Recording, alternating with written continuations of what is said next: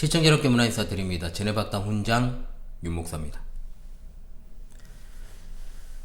정통 기독교에서 어느덧 10번째 시간이자 한국 장로교회에서 6번째 시간을 갖도록 하겠습니다.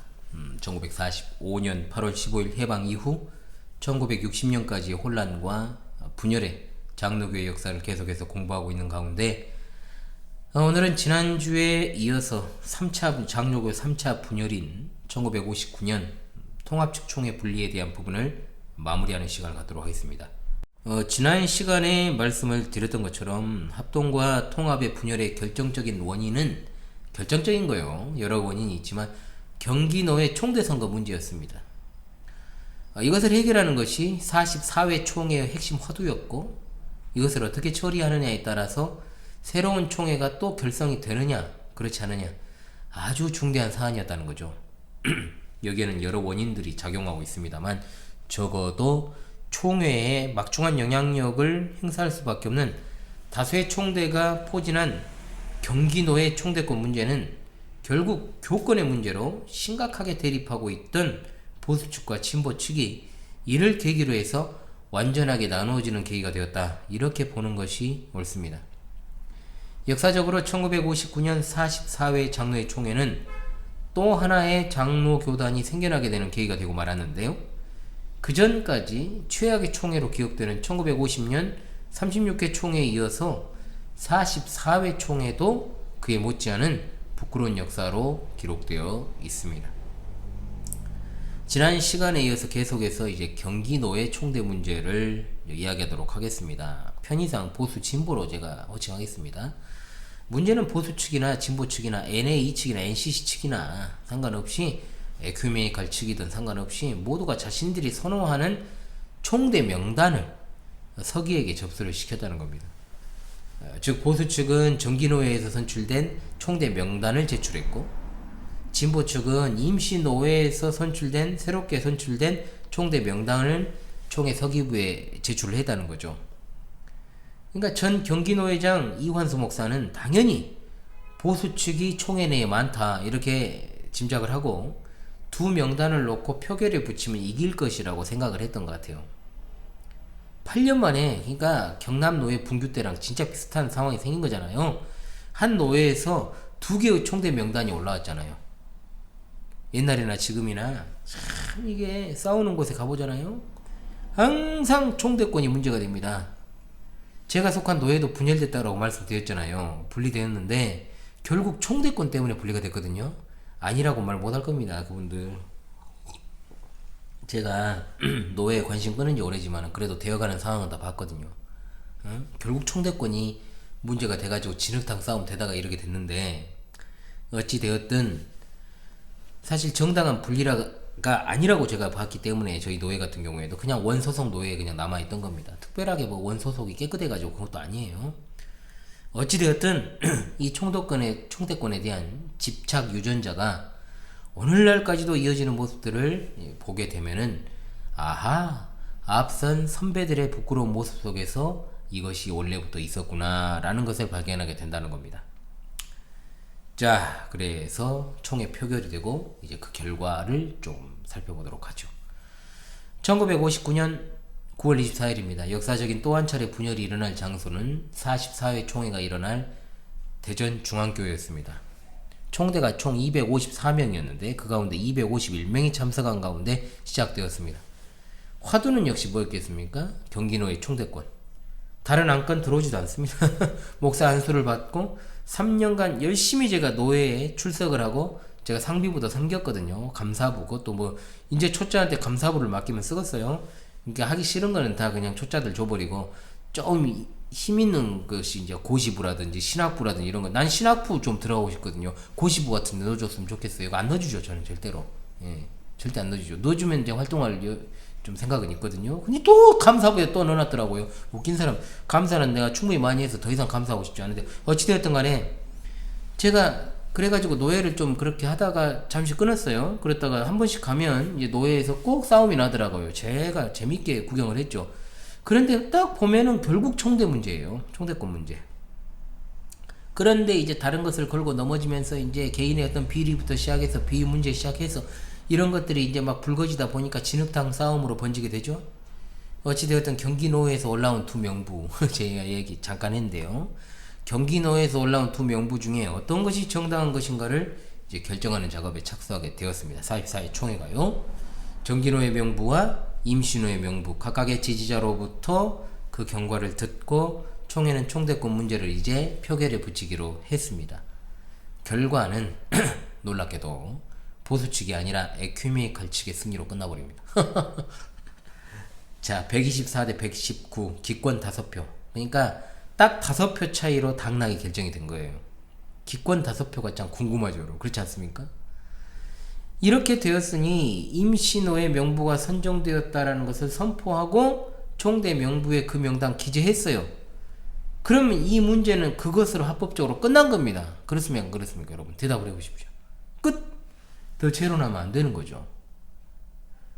표결에 붙였잖아요. 결과 나왔습니다. 명단 올렸어요.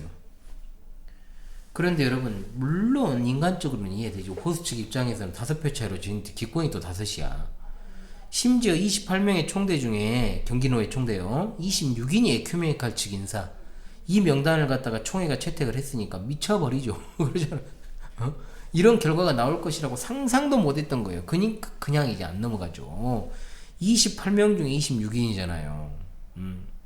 신학교 이사회에서도 밀려버리고 이제는 총회 주도권도 밀려버리니까 이제 NA2로 대변되는 보수 측은 목리를 부리기 시작합니다. 그냥 목리라고 표현할게요. 제가 저 선배들이지만 아무리 우리와 직접적으로 맞닿아있는 같은 교단이라고 해도요 아닌 건 아니니까 이렇게 표현하겠습니다. 경과를 보면요 목리 부린 게 맞아요. 왜냐 결과에 승복을 안 했거든요. 이 보수 측이 NA2 측이. 결과 승복이 어려웠던 보수 측은 이제 다음 날부터 땡깡을 부리기 시작합니다. 그리고 에큐메니칼은 용공, 신신학, 교회 일치 운동이다. 맞는 말이에요. 뭐 틀린 말 아닙니다. 맞는 말이에요. 그런데 그 상황에는 맞지 않는 말 맞아요. 우리는 진짜로 이것은 객관적으로 봐야 되는 겁니다. 현실을. 경기노회 총대권 때문에 벌어진 문제에서 주제랑 전혀 안 맞는 용공, 신신학, 교회 일치 운동 왜 나오냐고요. 문제는 이때 이제 또 문제가 있어요. 어떤 문제냐? 총회장도 보수 측 NA 측 사람이었다는 거죠. 그러니까 객관적으로 회의 진행이 안 돼요. 이때는 성숙하지 못했다니까. 여러 가지로 성숙하지 못한 측면들이 많았던 때였어요. 이미 표결에 붙여 선포했잖아요. 그리고 총대 명부에 기재까지 한 그 일을 다시 재론합니다. 이게 뭔? 그래가지고 이제 다시 재론해가지고 정치부와 전 총회장의 어떤 연석회의를 열게 하자. 기상천외하면서 무질서한 이야기를 거기서 해버리는 거예요. 이런 제안을 받으면 안 되죠. 뭔 뚱딴지 같은 소리냐 이 말이에요. 제가 한참 진짜로 나중 사람인데도 불구하고 뭔 뚱딴지 같은 짓거리를 하고 있는 거예요. 가장 큰 상회인 총회에서 총대들의 투표로 결정한 문제를 총대 투표 표결을 붙였으면 그게 가장 큰 권위잖아요. 그런데 정치부가 모여서 다시 이야기를 한다고요? 그러면 총회 정치부가 총회보다 상회잖아요.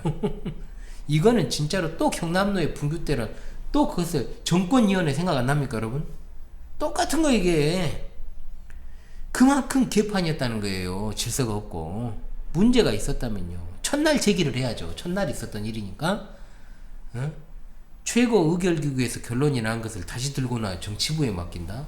정치부에게다가만 맡긴 뭐하니까 그냥 증경총회당 단장에게 맡긴 거잖아요. 쉽게 말해 연석회의.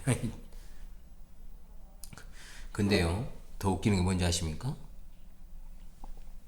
이런 말도 안 되는 제안을 총회가 받았어요. 그냥 수준이 다 그냥 고만고만했던 거예요. 총회가 받아요. 그걸 또. 그럼 왜 또 에큐메니칼 측은 그것을 허용했냐 이 말이에요. 그래서 말을 안 했냐는 거예요. 안 된다. 뭔 그런 게 있냐. 하고 싶은 말은 그겁니다. 그만큼 여러분 미성숙한 교회의 모습을 가지고 있었던 불과 반세기 전에 우리 한국 장로교회의 현 주소였다는 거예요. 반세기 좀 지났지만 반세기 됐죠? 한 60년 정도 전이니까 60여 년. 그래도 각 지역 노예를 대표해가지고 교회 최고 지도자들이 모여서 총회를 여는 거잖아요. 그런데 이토록 무질서했다는 겁니다. 더 들어보십시오. 더 과간인 일들이 일어나니까요. 44회 총회의 무질서함. 이상하고 어이없지만 총회장이 제안한 것이 또 받아들여져가지고 정치부하고 증경총회장, 그러니까 총회장을 이미 역임을 했던 그 증경총회장단이라 그러죠. 그래서 아무 의미 없는 거 그런 거 없애버려야 되는데 아직도 있어요. 증경총회장이라는 게. 연석회의가 열립니다. 어처구니 없게도 투표로 결정한 것을 뒤집어버리는 결정이 나와요 또. 그러니까 이 제가 안 좋은 버릇이 있는 우리나라 민족의 어떤 특성을 이야기할 때는 조선 것들이라고 하잖아요. 제가 이 조선 것들 특유의 이 못된 버릇이 발현이 됐습니다. 뭐냐, 공과 사를 잘 구분을 못해요. 이 나라 이 조선 것들 중에 다가 아니에요.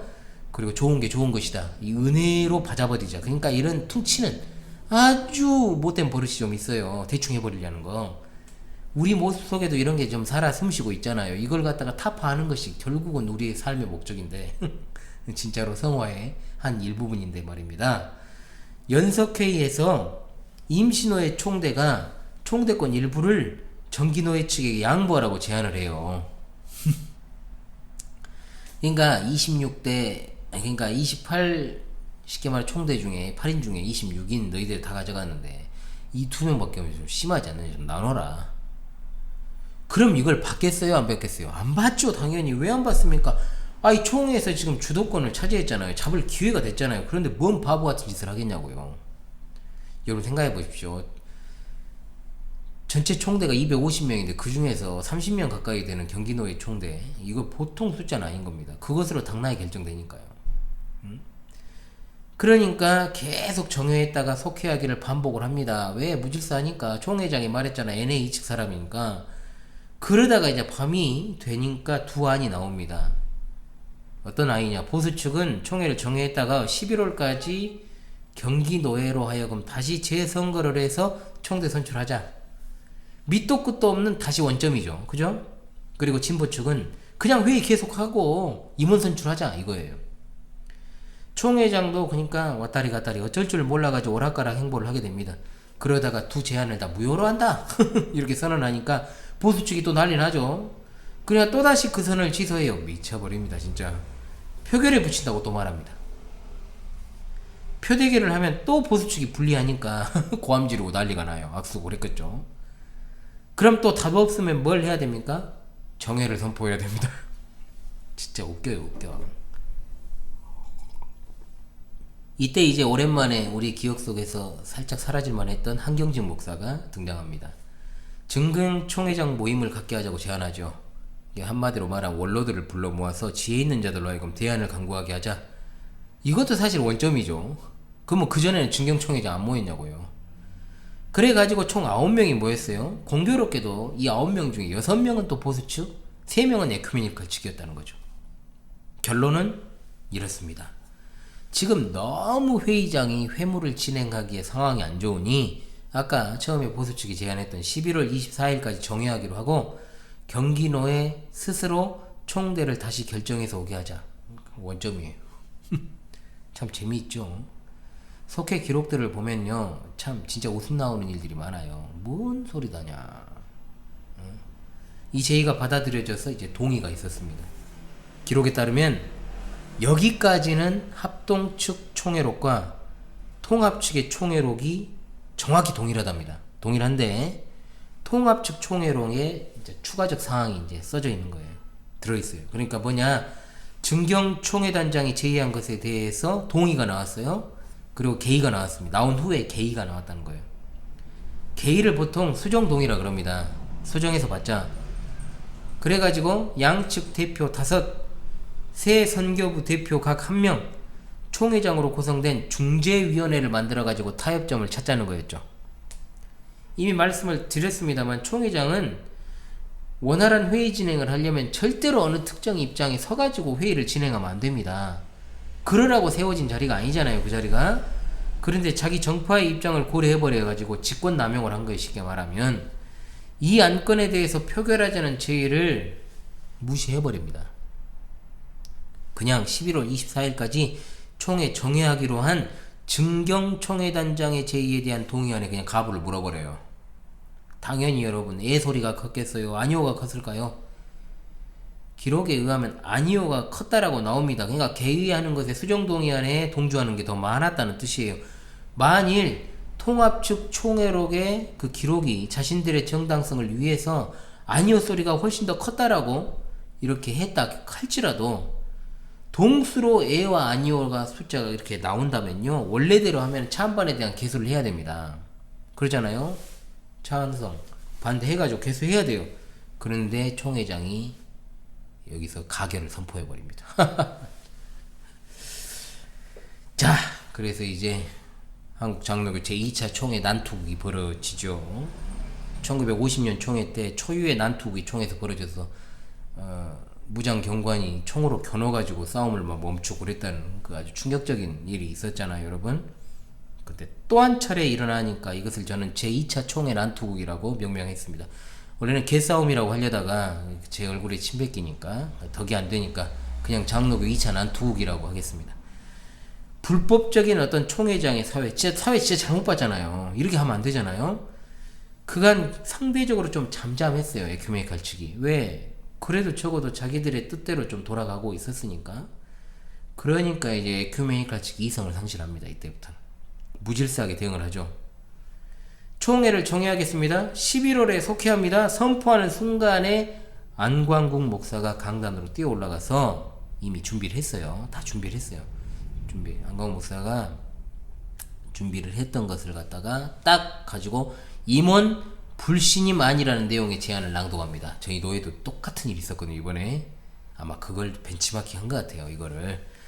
똑같이 불신임 아니라는 내용의 제안을 낭독하는데 5가지인데요. 5가지. 마땅치 않은 좀 이유들이에요. 첫 번째, 총회 장소가 불법이다. 말 같지 않은 소리죠.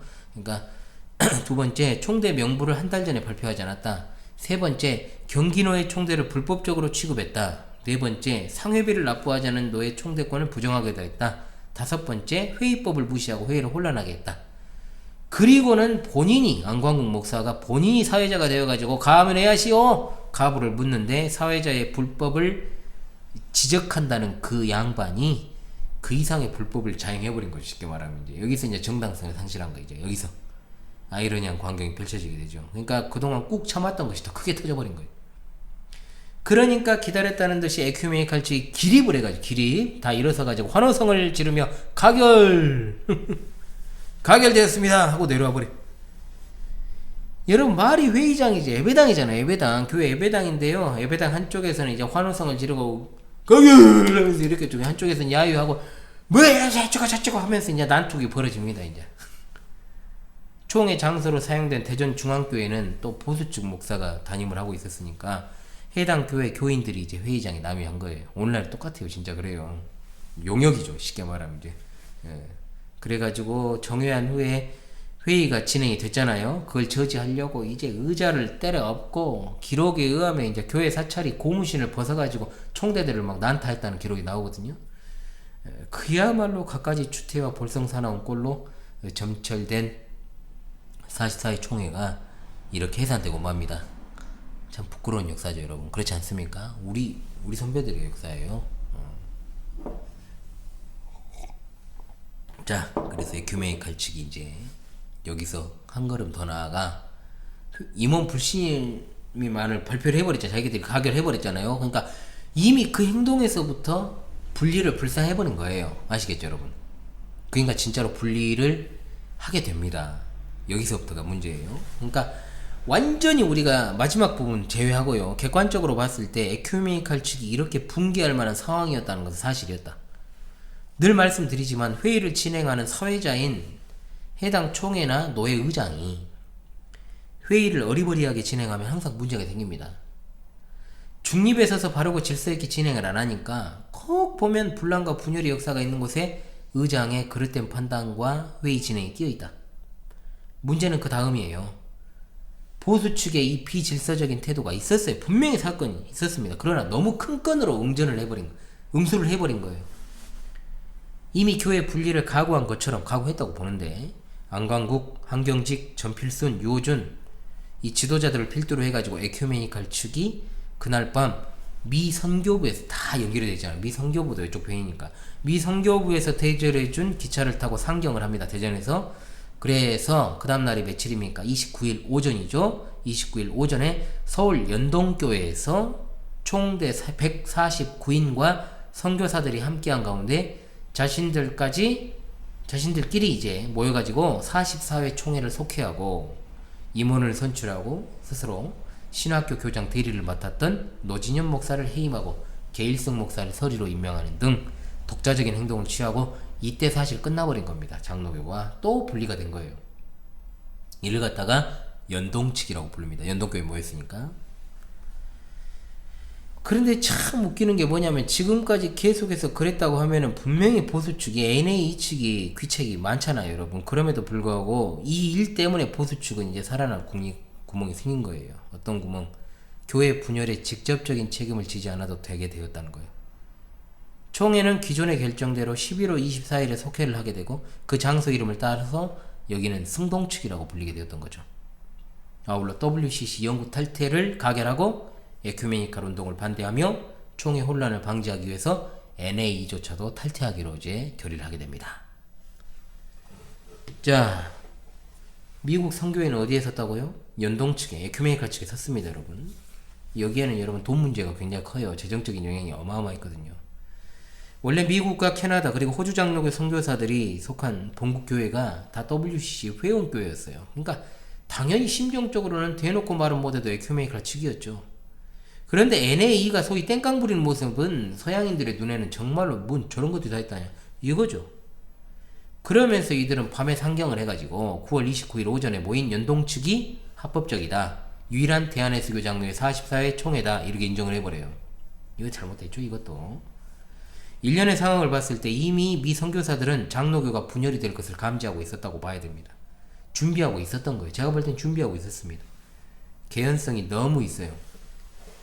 독자적 총회라는 거예요. 자, 노예도 아니고요. 독자적 총회를 잠시도 지체하지 않고 연동교에서 진행을 했잖아요. 아주 기습작전 같이.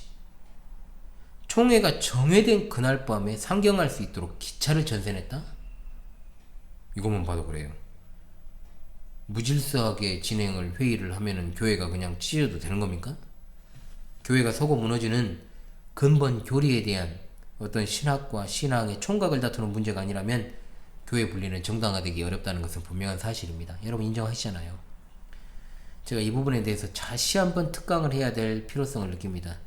그러나 여러분, 그러나 이것은 분명 하나님의 섭리의 역사로 보아야 되는 겁니다. WCC는 사탄의 매입니다. 분명합니다. WEA도 마찬가지입니다. 둘은 형제단입니다. 합동 측이 오늘날 WEA와 확실하게 교류단절을 하지 못하는 것은 WEA 신복음주의 세력들이 합동 측 안에 너무나도 많이 박혀있기 때문에 그렇습니다. 이미 하나의 쉽게 말하면 견고한 줄기, 뿌리가 있기 때문에 그렇습니다. 그런 상황에 놓여있긴 해도 강력한 사탄의 인 WCC와 현대 에큐메니칼 운동을 주도하는 세력들이 거의 대부분 통합 측에 포진되어 있습니다. 이 통합 측의 신학은 분명 역사적 기독교의 신학을 그대로 따르지 않습니다. 합동축 신학교에 제 경험이에요. 합동축 신학교에 있다가 학내 분규가 터졌습니다. 제가 다니는 학교가. 그래가지고 제적이 됐어요. 그래가지고 통합축 신학교에 들어갔던 전도사가 있었습니다. 제가 첫 사역을 했던 그곳에서 그 전에 전도사를 했던 분인데 같이 밥을 먹을 일이 있어가지고 이야기를 하는데 그러더라고요. 이곳에서는 통합축인데 신학을 스스로 선택하게 한다고 했던 말이 기억이 납니다. 그것이 현실이에요, 여러분. 어찌되었든 연동축을 지지하는 제한 미 장로교 선교부는 총회의 불법과 무질서를 강조하면서 연동축의 정당성을 역설하지만 정회한 후에 독자적으로 총회를 열어가지고 교회 절반을 무질서하고 불법한 자들이다 해가지고 배제를 했다? 분명한 과오가 맞습니다. 임원 불신임함도 그렇게 할 수 있는 권한도 과정도 결여되어 있다는 거죠. 회장이 없으면 당연히 부회장이 등단을 하는 것이 맞습니다. 그렇게 회의 진행을 해야 되는데 마치 전 회장이 올라와가지고 짜여진 각본대로 움직인 냄새가 난다는 거죠. 회의 때 시종일하게 목리 부린 건 보수 측인데 진보 측이 제대로 칼 갈다가 심하게 쳐버렸다. 이렇게 볼 수 있는 겁니다. 마무리 지었다는 거죠. 아울러 미 선교부의 재정적인 지원도 무시할 수 없다. 1953년에서 58년까지 무려 300만 달러 이상이 미 연합 장로교 선교사들을 통해서 한국 장로교회에 지원이 되었던 사실. 결국 세계적으로 사탄주의가 창궐하고 잠시 가던 때에 미국 선교부로부터의 지원도 이제는 더 이상 받을 수 없게 된 승동 측인 대신해서 성별된 신앙을 얻게 되었다라고 평가를 할 수 있겠습니다. 학교나 병원도 다 선교사들에게 속해 있었기에 다 넘어갔고요. 그죠? 설립자들이 다 선교사들이잖아요. 전국적으로 유일하게 이 지역에 있는 광주 숭일중고등학교만 합동측 학교로 남아있게 되었습니다. 굉장한 전통을 가지고 있죠. 자, 그렇다면 참 어떻게 보면 부끄럽지만 재밌기도 한 이 1959년 장로교 3차 분열에 대한 평가를 좀 내리도록 하겠습니다. 지난 시간에 말씀을 드린 것처럼 장로교 3차 분열은 고려파 분열 이상의 복잡 단란한 문제들이 모두가 결부된 결과다라고 볼 수 있겠습니다. 이제는 결론 내려야죠. 합동과 통합의 분열은 과연 정당화될 수 있는 충분한 이유가 있는가? 인간적인 눈으로 봤을 때 이 분리는 과연 정당한가를 논의하는 것조차도 부끄러울 정도로 인간의 연약함과 나약함과 무질서와 혼돈과 비이성적인 인간의 실체가 그대로 드러났습니다. 당연히 우리는 뭘 봐야 됩니까? 그 너머에 계신 하나님의 놀라운 은혜와 섭리를 생각하지 않을 수 없습니다. 오늘 우리가 정말 그 신앙을 지키고 있는 이유는 하나님 때문이잖아요. 일단 총회 내에 두 개의 신앙 노선이 있었다는 건 분명한 분열의 요인으로 작용할 만한 것이었습니다. 박영용 박사에 의한 칼빈주의 보수신앙, 환경적으로 대표되는 자유주의적 노선의 에큐메니칼 신앙, 김재준을 처리하는 과정에서 미처 속아내지 못한 작업을 하나님께서 1959년을 통해서 하셨다고 보는 것이 맞습니다. 저는 분명히 그렇게 봅니다. 이 와중에서 인간의 연약함을 그대로 보여주는 박형용의 3천만원 사건, 그리고 그 일에 대한 책임을 정확하게 묻고 신학은 신학대로 지키고, 또한 이것은 분명하게 책임을 지는 그런 어떤 철저함이 필요했지만 보수 측이 보여줬던 태도는 지나친 논점 일탈의 오류를 범했다라고 볼 수 있습니다. 사람은 누구나 실수할 수 있습니다. 그러니까 사람이죠. 그러나 그것을 신학적 노선의 문제로 비화하는 건 이치에 맞지 않습니다. 비록 그것이 옳은 일이라고 해도 분명히 인간의 나약함이 빚어낸 총국이라는 거죠. 가장 중요한 문제는 WCC 가입 문제였습니다. 어떤 이들은 그것이 교회 분열의 중요한 사안이 될 수 없다라고 이야기하지만 저는 그런 이야기를 하는 사람들의 신학 정체성에 의문을 표하고 싶습니다. 그것은 WCC 정체를 그때 당시에도 올바르게 파악했던 목사님들은 그렇게 말하지 않았거든요. 그 정체를 모르고 하는 사람들의 매우 자유주의적인 생각일 따름이에요. 오늘날에 그런 소리를 하는 것들이 있거든요. WCC는 그 자체로도, 그러니까 제가 말하는 건요, WCC에 가입된 교단에서 말하는 게 아니고 우리 교단에서 그런 사람들이 있다는 겁니다.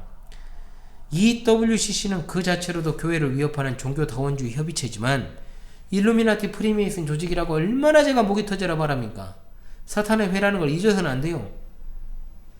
이것은 이미 비밀 첩보 임무와 비밀 문서를 취급 담당했던 영국의 존 콜먼 박사가 밝혀낸 내용입니다. 이걸 부인하면 안 됩니다.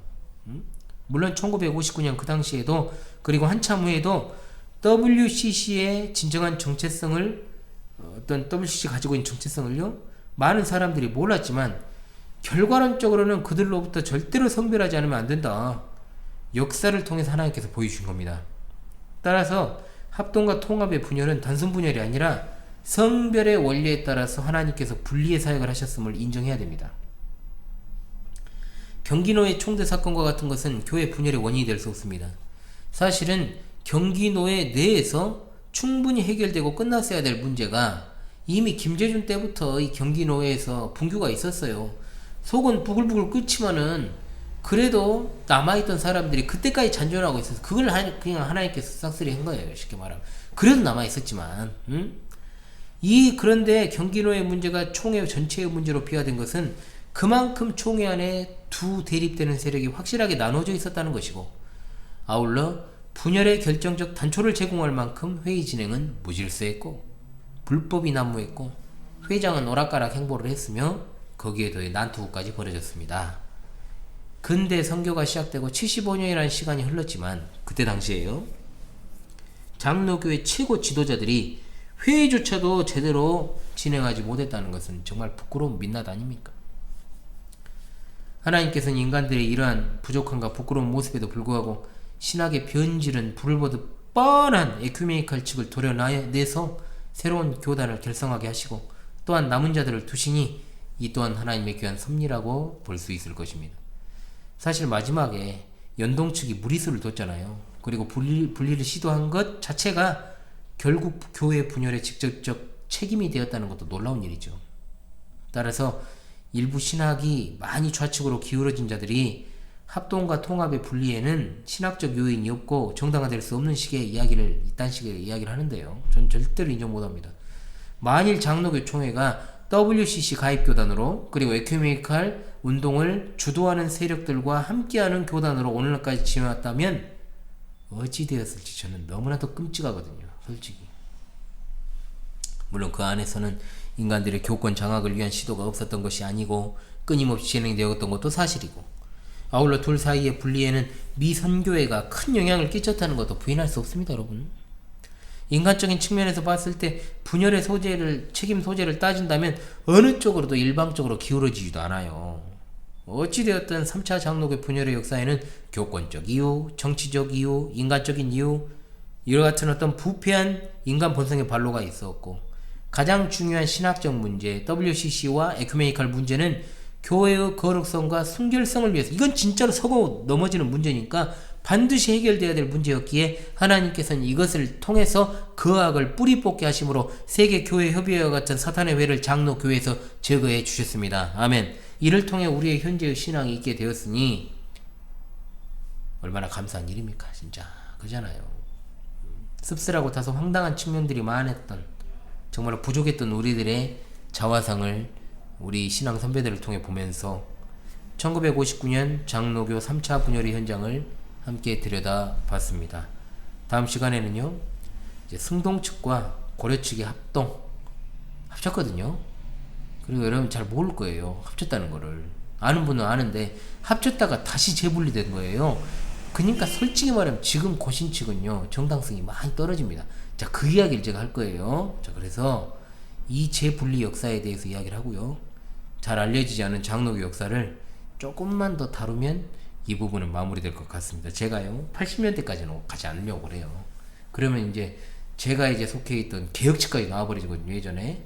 그러니까 거기까지는 제가 이야기하고 싶지는 않습니다만 어찌되었든 간에 조금만 더 다루면 될 것 같습니다. 그리고 나서는 이제 제가 바벨론 종교의 약사로 넘어가겠습니다. 그것도 정통 기독교회사의 일환이니까요, 또 잘 준비해가지고 여러분들에게 전달을 해야 되겠죠. 자, 마무리를 잘 하는 것이 중요하겠죠. 그럼 다음 주 화요일에 다시 또 이거 왠지 씁쓸한 장로교 분열의 역사를 또 한번 살펴보도록 하겠습니다. 지금까지 제네박당 훈장 윤목사였습니다. 여러분 이 시간도 수고하셨습니다.